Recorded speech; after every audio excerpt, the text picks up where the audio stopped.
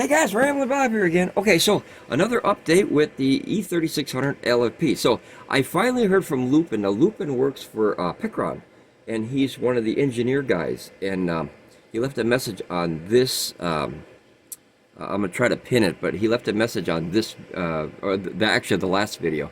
And here's the hardest part about dealing with all the companies in China is the communication breakdown. I've been dealing with other folks, and if I would have got this answer before, this might have saved possibly a lot of time. So here's some inside information that I did not see, unless I missed it, in the instruction manual or anywhere else. Okay, so Lupin said, if you hold that little button, you know, like on this side where, you know, you put the power cables in and whatnot, the cascading cables, there's that little button there, you know, kind of activate it to turn it on, so, you know, this will kind of, you know, wake up. Well, what happens is if you hold this, according to him, now I'm trying this, and I'm trying it in real time, if it breaks something, well, you know, there goes the battery, I don't know. But I figure it's already acting weird with the reporting of that battery, so I'm just going to go ahead and try it anyway. So this EP3000, the Eric Paul, I don't know if it works on the EB. I'm assuming now it does, and there's more information that, you know, nobody had for years. Okay, so if you hold that button down for 50 seconds, which is a really weird number, you'd think they'd make it, you know, an even one, maybe 10 seconds, 30 seconds, a minute. But anyway, he said if you hold this button down on whichever one you're having trouble with, you guys can try this if you want. This is try it at your own risk, please.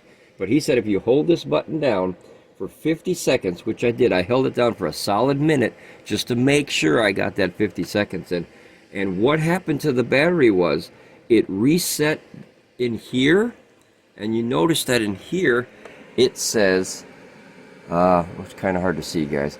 Let me see if I can turn it up a little bit. Is it too bright? Okay, so it says in here 2% now. It went from, I think it was like well, let's see, this was it was 40% off, guys, so this is 20s, so that was 60 some, so this was almost 70%, and the rest, as you can see, are damn perfect. So this battery, when I did that, reset down to 2%.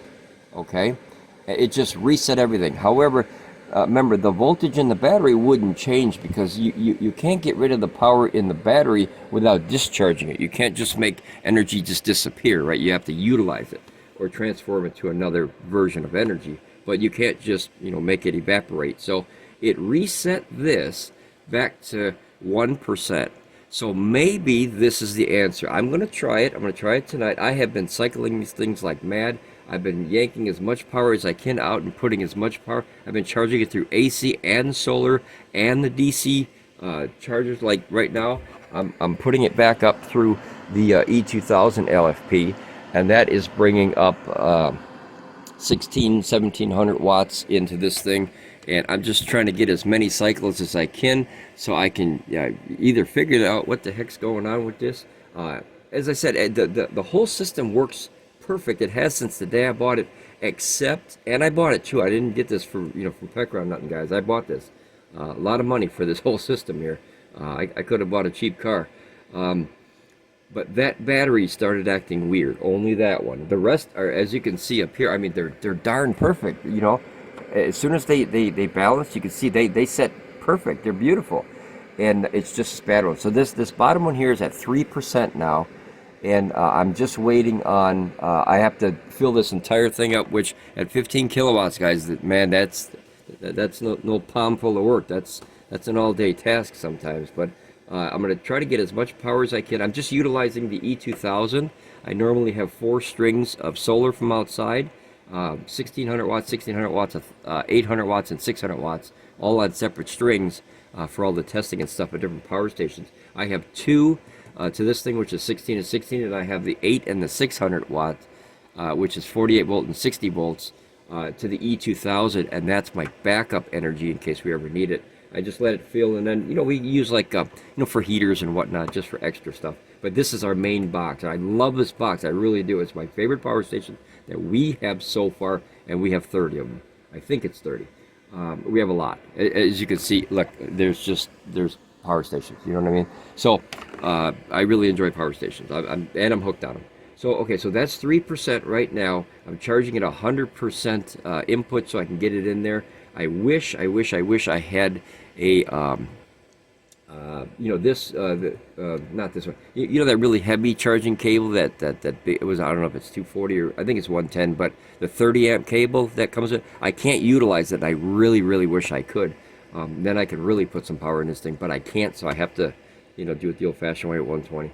All right, guys, I'll keep you up to date. If this works, triple thumbs up. I don't even have that many thumbs, but I'll tell you what, if it works, great. But I do have one complaint for Pecron, though, and this is frustrating. So, you know, we've been doing Pecron systems for 2 years, and we own and we bought a lot of Pecron stuff. As you can see, there's a lot of money just sitting right there, right? That's a lot of money sitting there. And I bought every piece of that. We bought. And if this information works, unless I missed it, maybe I missed it, I'm going to go back and read it for like a 10th time. This information is vital and should be written in the owner's manual. And I think that's a huge overlook for Pecron, where they need to update the owner's manual, because I think that is a vital piece of information if and when somebody were to experience a problem like this. And it would save a heck of a lot of trouble rather than you arguing or you know, bad reviews or whatever on it, you know, whatever, to fix the problem, get it done, make people happy, and then they come back and they buy more of your products. That is the winning business model of any business.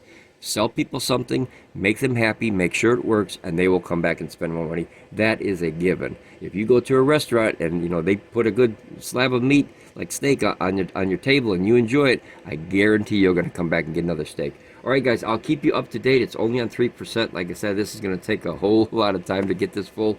But I was going to charge it this way, but I know that the power's in there. So I think what this is going to do, hopefully, fingers crossed, is going to reset that meter. And I wish they would have told me that in the last 2 years. Okay, guys, I'll be back again, okay? Ramble on, be safe, and I'll see you here again on Ramblin Bob Reviews. Bye, guys.